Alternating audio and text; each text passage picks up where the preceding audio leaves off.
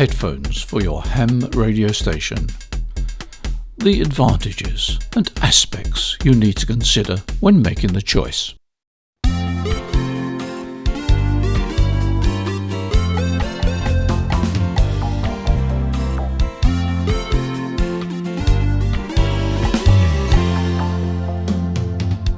Hello and welcome once again to the Waters and Stanton video channel. But I had a text from David. I won't give you his call sign, but David said that he'd only been licensed for a little while and he was thinking of buying some headphones, but he didn't know what sort of headphones to buy because he felt that headphones for radio communications would be somewhat different and the requirements would be somewhat different.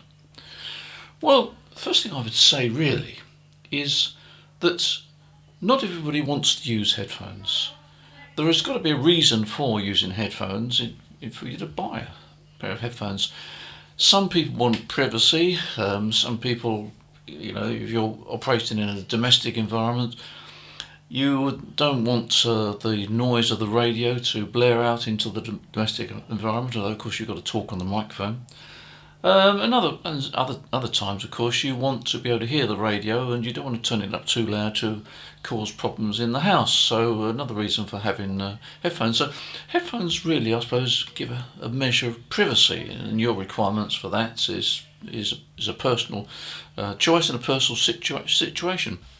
Now, whatever headphones you decide to use, most of them are what we call low impedance, and the headphone socket in your transceiver or your receiver should quite happily drive any headphone that you use. So you really haven't got to worry about matching problems. It can be more critical if you're doing audio mixing and that sort of thing, but for ham radio purposes, you haven't got to worry about impedance at all.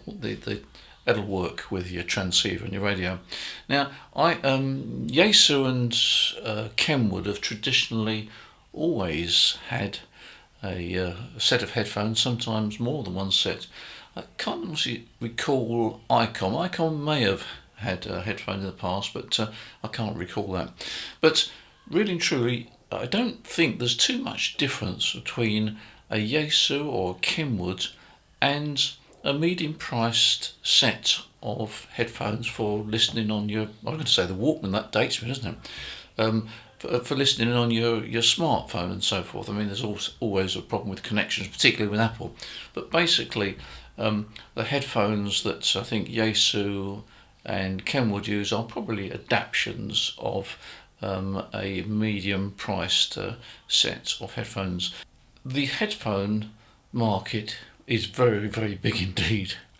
And where do you start?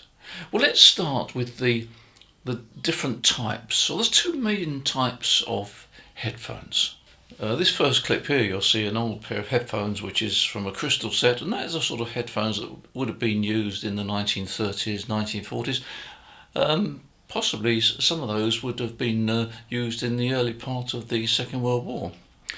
But the two main headphones you're going to come across today are either the open back headphones or the fully enclosed headphones. Now the fully enclosed ones go right around your ear, and you'll see a clip here on the screen of fully enclosed ones. They cover the whole of the ear, and what they do is they cut out the external noise, and also it works in reverse, that if you've got a pair of fully enclosed headphones, there's very little leakage. So if you were using those in a room, even somebody that was in a fairly quiet room reading a book probably wouldn't really hear any of the sound that was coming through those headphones. But some people don't like that because it's a bit sort of isolated. So the open back headphones, or semi-open back headphones, which I've got on the screen here, you'll see a pair, they allow you to hear some of the outside goings on, the outside noise. So if you're on the radio and the doorbell rang, you'd probably hear it. There is a bit of leakage, of course, in that direction, so if you've got those headphones on turned fairly well up, then somebody in the room might sort of hear the sort of tinkles and squeaks and so forth from it. It's not too bad, but it's not as claustrophobic, I suppose, as the fully enclosed headphones, and that really is a personal choice. irrespective of the headphones that you purchase or thinking of purchasing, you're not going to use them unless they're comfortable. They've got to be comfortable on the head. If you buy a sort of a reasonable price pair of headphones, the chances are that they'll be comfortable. You're not going to wear them for long lengths of time. If you go into contests, you might do, but probably you're not going to wear them for more than an hour or so. But if you do get the chance to compare headphones, it's worth trying them on, because there is a difference between headphones, different weights, the way they clamp over the ears, the padding on the top of the head and so forth. If you've got hair like me or absence of hair like me, then you want some padding. Now, one of the things that sometimes we have to battle with is loss of hearing. And as we get older, and I can confirm that, your higher frequency or your ability to listen to higher frequencies deteriorates. And that's why in a crowded room with a bit of noise you find it difficult to focus on different people's conversations. It's because of the loss of the high frequencies. And if you're listening to a transceiver with the built-in speaker, you may well find that that itself is not as easy as it used to be. And there's various reasons for that. One of the reasons is because in a room there's reverberation and so forth, and you get a little sort of blurring of the audio, simply because you're not hearing all the high frequencies as well as you could do. Now, if you put headphones on, there is a benefit, and we'll come back to that a bit later, because there are other benefits as well. But basically, if you've got a hearing problem, you certainly are likely to benefit by putting headphones on.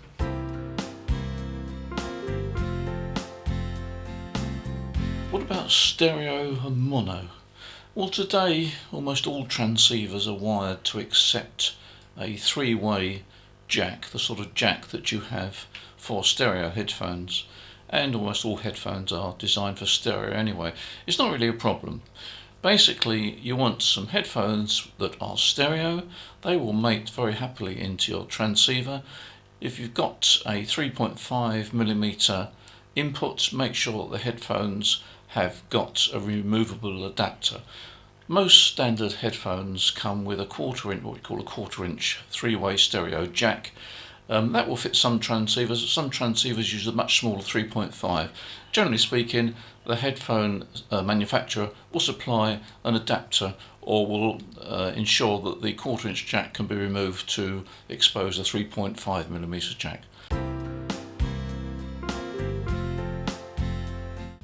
One thing you do want to avoid if you buy headphones from a music shop or something like that, avoid the ones that are designed to give bass boost.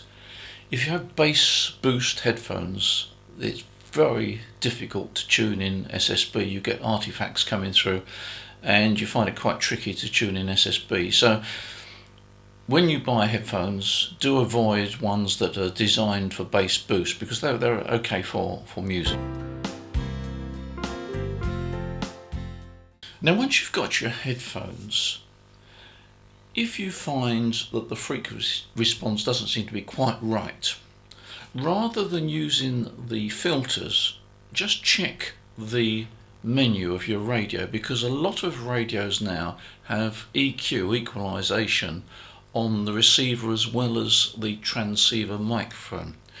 Have a look, and if you have, that's the first port of call to try and tailor the sound on your headphones.